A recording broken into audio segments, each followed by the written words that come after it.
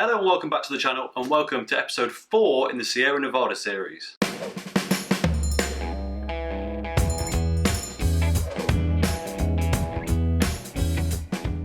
Yeah, we're at number 4 already, and this time we're on to the dark stuff. This is the porter, and as you can probably see on the shelf behind me is the stout. Now that's going to be tomorrow's episode, but I want to do these back to back so I can get a real feel for just what the difference is between them, especially given they're just generic porter, generic stout from the same brewery. Now unfortunately these are two of the Sierra Nevada options that are becoming discontinued, and it's probably going to be pretty sad actually, because I've got a sneaking suspicion that these are going to be pretty good. Today's episode and tomorrow's episode is going to be the same. I'll say the same me, it's the same me every time, but the same shirt, same setup, same, I might change the lighting if I remember, but otherwise, just so you're aware that this is the same time space as tomorrow's episode, because I want to do a bit of a back-to-back. And at the end of tomorrow's episode, I'll give my thoughts on kind of which is better between the porter and the stout and what the main differences were. So yeah, we're starting off with the Sierra Nevada Porter. It is quite simply just called Sierra Nevada Porter. It's bottle conditioned. There's nothing else about it. So before we crack in, here is a quick look at the bottle. I'm a big porter and general dark beer fan, as I'm sure you are aware by now. Also, to make sure this is a fairly even test between the porter and the stout, I'm using identical glasses from the Witchwood Brewery. They are not a craft brewery anymore, unfortunately, so I'm sure someone was hoping for that. But these glasses are the same, with the exception of the artwork, and we'll go with the Hobgoblin glass for this one. Annoyingly, it's actually quite hot here today, and so not ideal for dark beer, but I want to do in order, so we'll have to make do.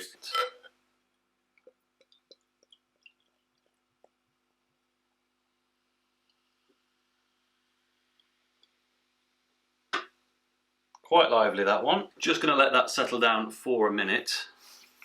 Getting some nice chocolatey caramel notes off it from a distance. Right, that head doesn't seem to be going anywhere too quickly, so let's see what the aromas are.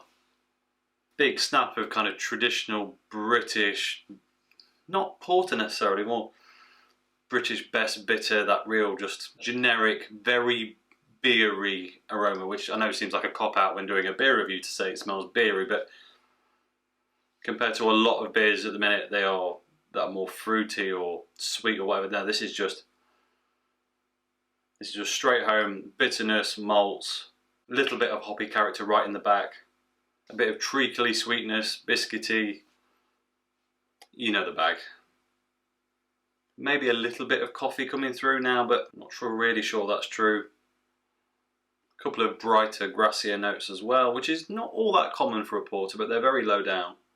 Right, let's give this a bash. Cheers. Oh, that's very Moorish. It's very Moorish, it's very malty. It's actually quite bitter.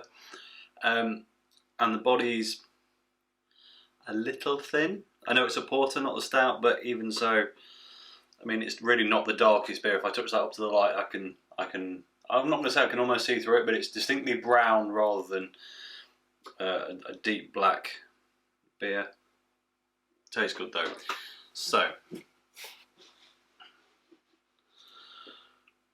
some good points, some not so, but I mean it's certainly not a bad beer. So let's go top to bottom tasting notes.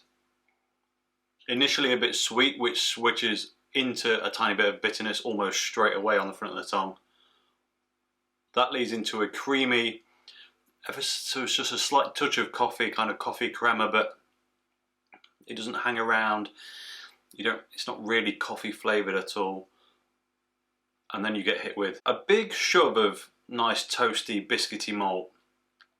And just as you think that's what's going to settle in, it gets snatched away with a big bit of kind of traditional bitterness across the back of the tongue that leaves your tongue a little bit dry and wanting just another sip. As that settles down, you start to get more of the sweet caramel, bit more biscuit, maybe a touch of deep roast coffee, but I'm not even sure it's really there. It's not. You wouldn't call it a coffee. I was going to say coffee stout, but this is the porter. But you know what I mean.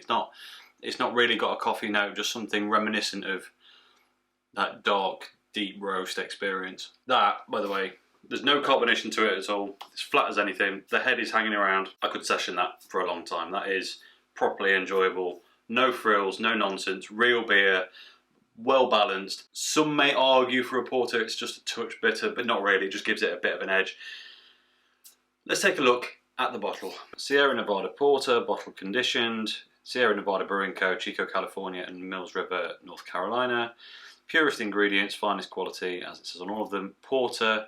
Porter is a testament to the roasted malts which give its rich, bittersweet, roasted coffee-like flavour that's a perfect complement to a variety of foods. Okay, so they do think it's coffee-esque.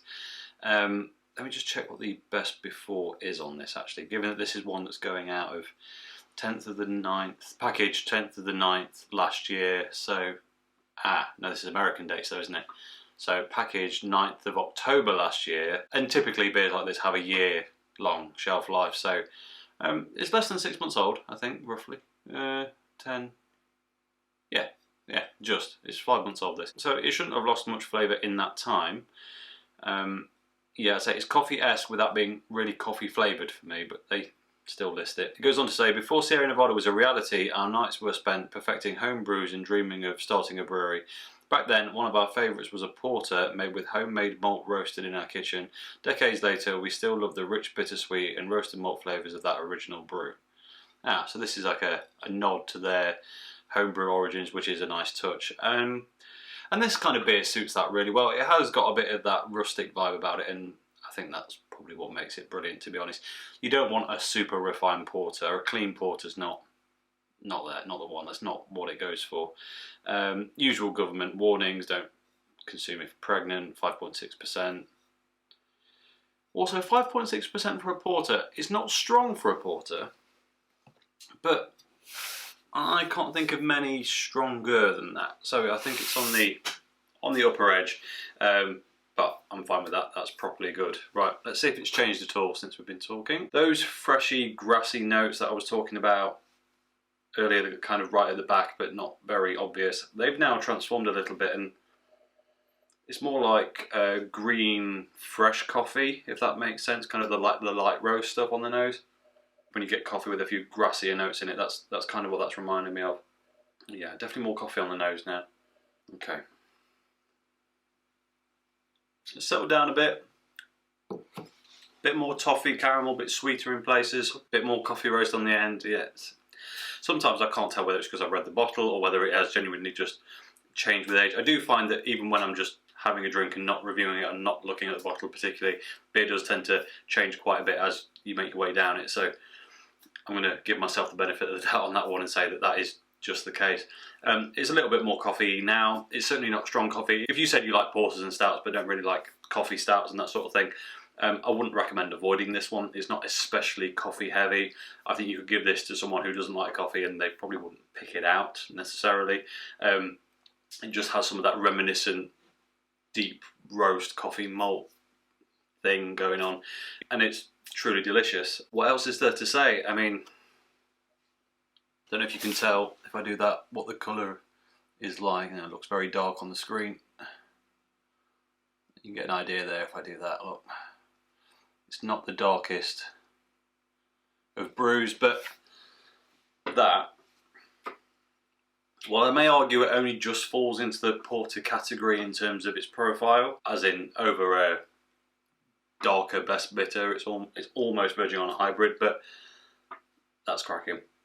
And I was right. I am really disappointed that they're stopping making it, because I'd like to crate of those, if I'm honest. They are double thumbs up, top brew. That's all I've got to say on it. As always, thank you very much for watching. If you enjoyed this video, please like it. If you haven't already, subscribe if you would be so kind, and I'll catch you next time.